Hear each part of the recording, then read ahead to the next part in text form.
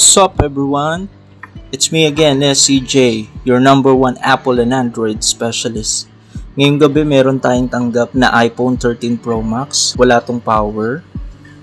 According sa client natin, ginagamit niya yung phone na to, bigla na lang daw tong nag-init ng sobra. At pagkatapos nun, naghang yung unit and then tinry niyang i-force restart. Pagka force restart niya, hindi na nagbukas ng tuluyan yung unit. So sabi niya, nadala niya na raw to sa ibang pagawaan and then hindi rin to nagawan ng paraan sa hindi malaman na dahilan. So kaya dinala niya to sa atin para personal natin makita yung unit.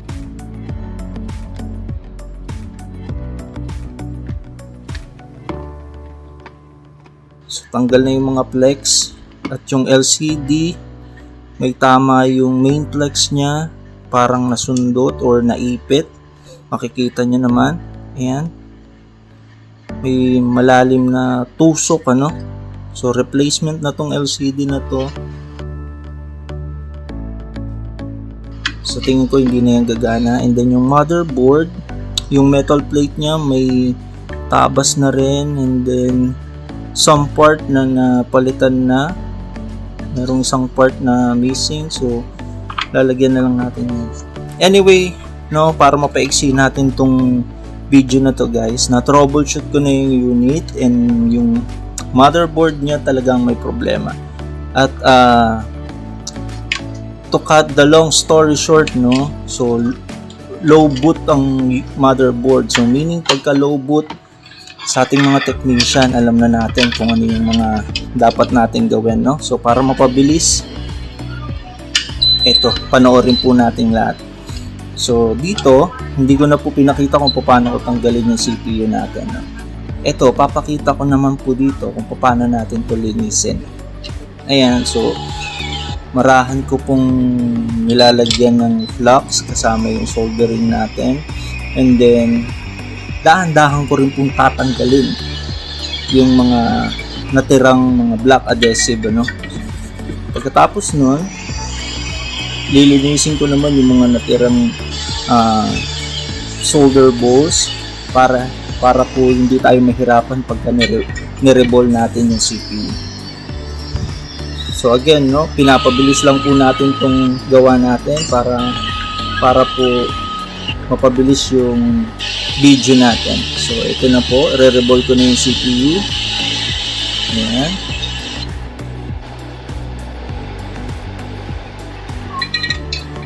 So after natin i-reball, ang ginagawa ko po dyan, ayan, nire-reflow ko pa po siya ulit para mag-align yung mga bola, yung mga bagong bola na nilagay natin. So ayan. So mabilis lang po ito, papakita ko na po dito kung paano natin i-install yung CPU. Ayan, sa pag-i-install ng CPU, hindi naman tayo mahihirapan dyan kasi may mga palatandaan naman tayo dyan. So ayan. Pagkatapos natin i-install, kailangan palamigin natin ng mga 3 to 5 minutes yung unit. So dito, mabilis ko lang siyang papalamigin. Ayan. So sa mga ganitong unit, napansin nyo yung main power IC niya nasa taas lang ng CPU. So pwede to pagka mga ganitong issue, kahit hindi na to direkta i-transplant guys.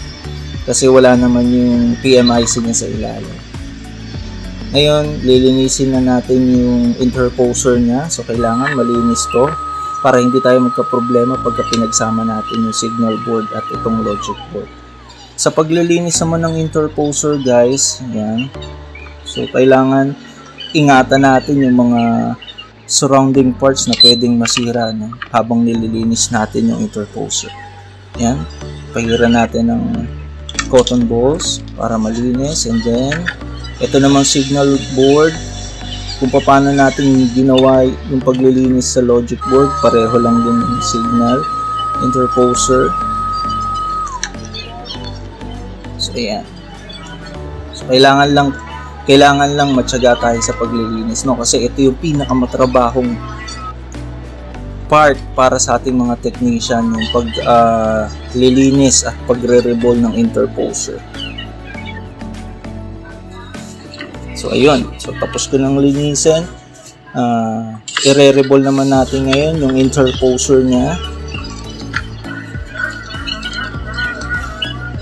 Sa pag-re-revolve ng interposer guys, ganito ako maglagay ng solder paste, no? So ginagamit ko yung heating platform natin, no? Pero hindi pa yan nakasaksak. So mas sanay akong gamitin yan. Mas nadadalian akong gamitin. So ayan, tapos na natin i-revolve.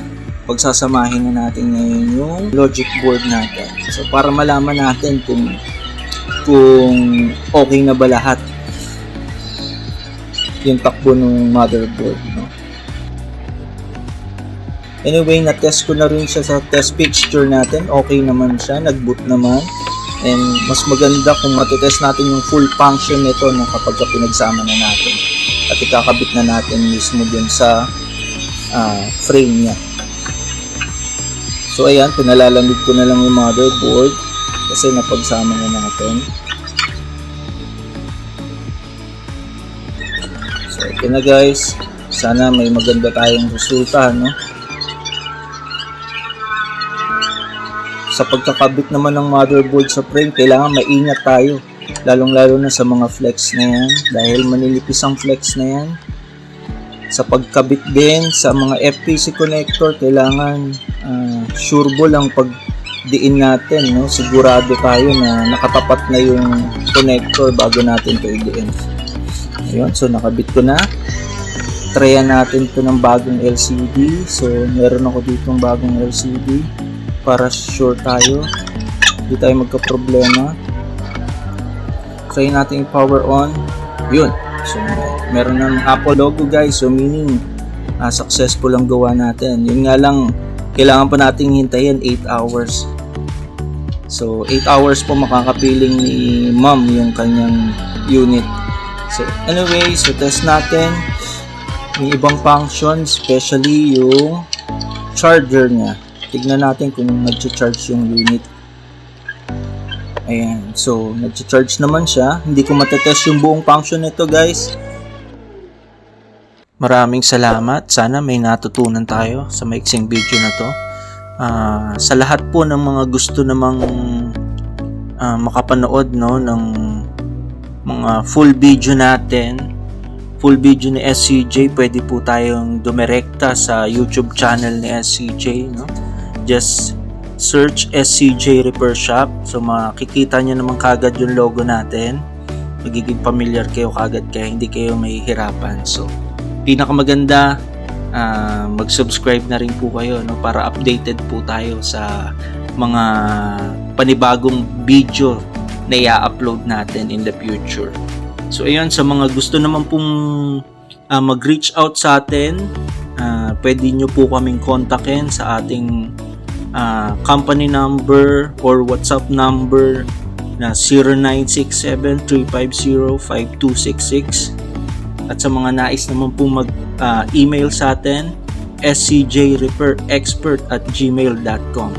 So, mag-leave lang po kayo ng message dyan and asahan nyo, magre-reply po kagad ang ating gawaan, ano? So, sana magkita-kita po tayo ulit sa ating mga susunod na video. Marami pong salamat sa ating lahat.